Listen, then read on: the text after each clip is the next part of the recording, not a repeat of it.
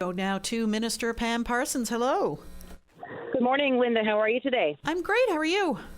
I'm good, thank you, and thank you for taking my call. I just wanted to touch base on some district things that are happening in the district that I represent, the district of Harbour Grace-Port de Grave, of course, as you know. And I'm happy to say that we have some significant road work that's near completion here in our district. The busy business district, actually, in Bay Roberts on Route 70 from LT Stick Drive all through the town there up to the area of Jungle Gyms. I'm happy to say we've got some, new infrastructure, underground infrastructure, water, wastewater, as well as some new pavement. Also, the Port de Grave Peninsula has been completed, and I just want to, I'm really pleased to help make this happen. It's certainly been a significant priority that I hear in my communities when I'm talking with my constituents, and I just want to thank the men and women who of course are on the road doing this construction. I know it's a short-term pain for a long-term gain, but I'm happy to say that this work has been complete.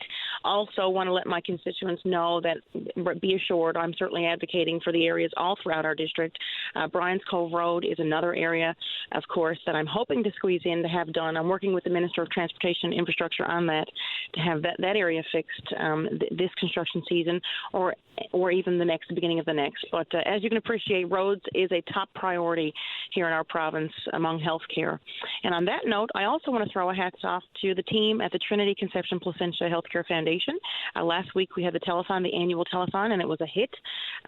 Significant money was raised. Volunteers come together every year, as you know, Linda. I think you may have even been out and been part of this over the years. Many times, yeah. Right. So, it's a real community regional collaboration, and just hats off to everybody who comes together every year to ensure that that is a success.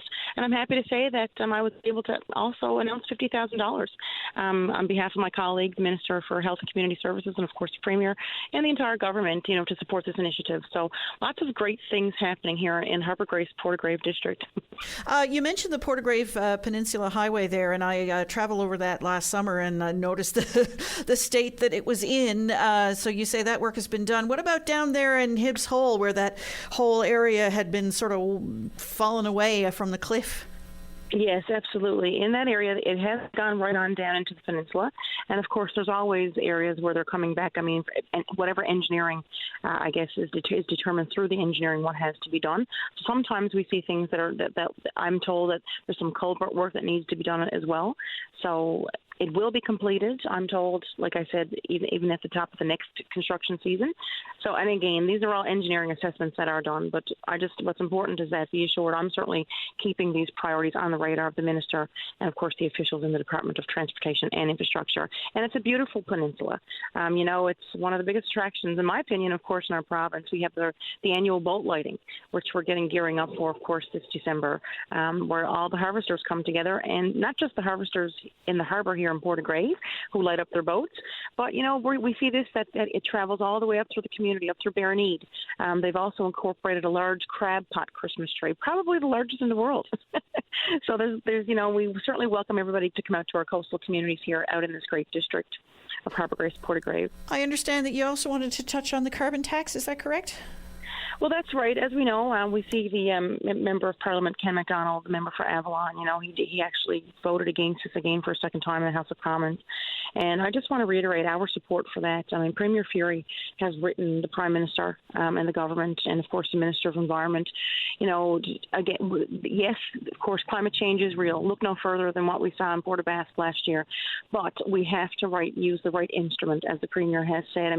I don't think taxing the people, adding these taxes on home heating and on fuel is the way to go. We can't punish the people of the province, with our measures. So I just want to be clear on where I stand on that. I commend Ken for doing what he did. We've certainly got to work together for the initiative to save the planet, but we can't bleed the people of Newfoundland and Labrador in the process. And I hear it from constituents. I hear people daily calling my office with the struggles that they have.